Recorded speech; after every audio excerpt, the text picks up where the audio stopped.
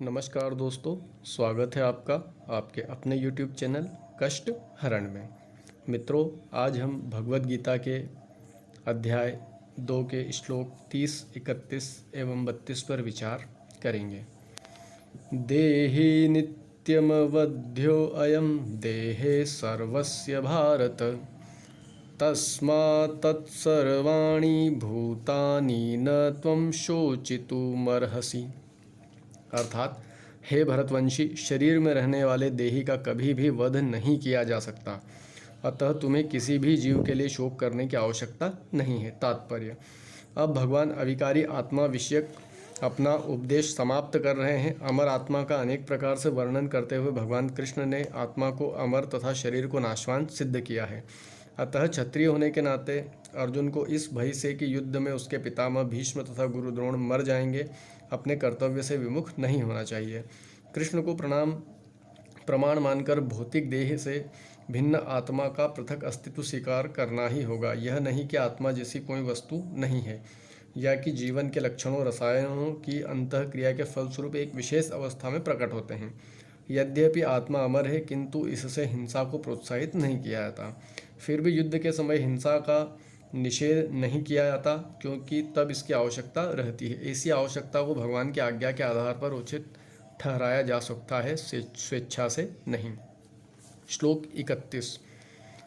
स्वधर्ममपि चावेक्ष्य न विकम्पितुमर्हसि, धर्म्यार्यद्धि युद्धाच्छेयो अन्यत् क्षत्रियस्य न विद्यते।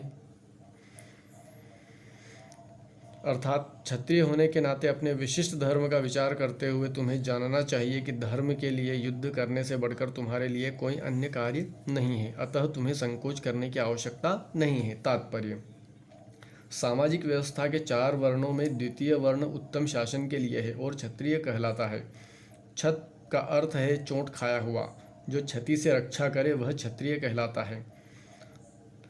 क्षत्रियों को वन में आखेट करने का प्रशिक्षण दिया जाता है। क्षत्रिय जंगल में जाकर शेर को ललकारता है और उससे आमने सामने अपनी तलवार से लड़ता है। शेर की मृत्यु होने पर उसकी राजसी ढंग से अंत्येष्टि की जाती थी।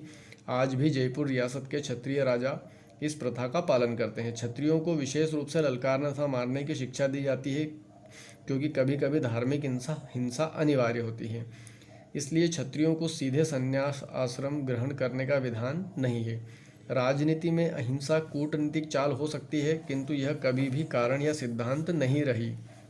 धार्मिक संहिताओं में उल्लेख मिलता है, आहवेषु मिथो अन्योन्यं जिघ्रासन्तो महीक्षितः, युद्धमानाः परं शक्यत्या स्वर्ग यान्त्यपरान्मुखाः, यज्ञेषु पशवो ब्रहान् हन्यते सततं द्विजेः, संस्कृताः किल मंत्रैश्च ते अपि स्वर्गमवाप्नुवन्। युद्ध में विरोधी राजा ईर्ष्यालु राजा से संघर्ष करते हुए मरने वाले राजा या क्षत्रिय को मृत्यु के अंततर वे ही उच्च लोक प्राप्त होते हैं, जिनकी प्राप्ति यज्ञाग्नि में मारे गए पशुओं को होती है।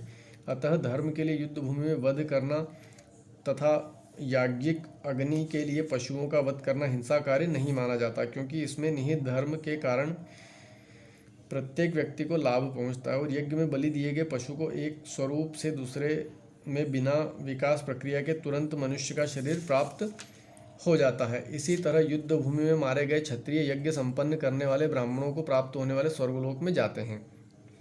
स्वधर्म 2 प्रकार का होता है। जब तक मनुष्य मुक्त नहीं हो जाता, तब तक मुक्ति प्राप्त करने के लिए धर्म के अनुसार शरीर विशेष के कर्तव्य करने होते हैं। जब वह मुक्त हो जाता है तो उसका विशेष कर्तव्य स्वधर्म आध्यात्मिक हो जाता है और देहात्म बुद्धि में नहीं रहता। जब तक देहात्म बुद्धि है, तब तक ब्राह्मणों तथा क्षत्रियों के लिए स्वधर्म पालन अनिवार्य होता है। स्वधर्म का विधान भगवान द्वारा होता है, जिसका स्पष्टीकरण 4th अध्याय में किया जाएगा। शारीरिक स्तर पर स्वधर्म को वर्णाश्रम धर्म अथवा आध्यात्मिक बोध का प्रथम सोपान कहते हैं। वर्णाश्रम धर्म अर्थात प्राप्त शरीर के विशिष्ट गुणों पर आधारित स्वधर्म की अवस्था से मानवीय सभ्यता का शुभारंभ होता है। वर्णाश्रम धर्म के अनुसार किसी कार्य क्षेत्र में स्वधर्म का निर्वाह करने से जीवन के उच्चतर पद को प्राप्त किया जा सकता है। श्लोक 32। यद्यच्छया चोपम्पनं स्वर्गद्वारमपावृतं सुखिनः क्षत्रियाः पार्थ लभन्ते युद्धमीदृशम्। अर्थात हे पार्थ, वे क्षत्रिय सुखी है जिन्हें ऐसे युद्ध के अवसर अपने आप प्राप्त होते हैं जिससे उनके लिए स्वर्गलोक के द्वार खुल जाते हैं। तात्पर्य: विश्व के परम गुरु भगवान श्री कृष्ण अर्जुन की इस प्रवृत्ति की भर्त्सना करते हैं जब वह कहता है कि उसे इस युद्ध में कुछ भी तो लाभ नहीं दिख रहा, इससे नरक में शाश्वत वास करना होगा। अर्जुन द्वारा ऐसे वक्तव्य केवल अज्ञानजन्य थे। वह अपने स्वधर्म के आचरण में अहिंसक बनना चाह रहा था, किंतु एक क्षत्रिय के लिए युद्ध भूमि में स्थित होकर इस प्रकार अहिंसक बनना मूर्खों का दर्शन है। पराशर स्मृति में व्यासदेव के पिता पराशर ने कहा है, क्षत्रियो हि प्रजारक्षण शस्त्रपाणि प्रदंडयन् निर्जित्य परसैन्यादि क्षितिम धर्मेण पाल्यते। क्षत्रिय का धर्म है कि वह सभी क्लेशों से नागरिकों की रक्षा करे, इसलिए उसे शांति तथा व्यवस्था बनाए रखने के लिए हिंसा करनी पड़ती है। अतः उसे शत्रु राजाओं के सैनिकों को जीतकर धर्मपूर्वक संसार पर राज्य करना चाहिए। यदि सभी पक्षों पर विचार करें तो अर्जुन को युद्ध से विमुख होने का कोई कारण नहीं था। यदि वह शत्रुओं को जीतता तो राज्य भोग करेगा, और यदि वह युद्ध भूमि में मरता तो स्वर्ग को जाएगा, जिससे उसके द्वार उसके लिए खुले हुए हैं। युद्ध करने से उसे दोनों ही तरह से लाभ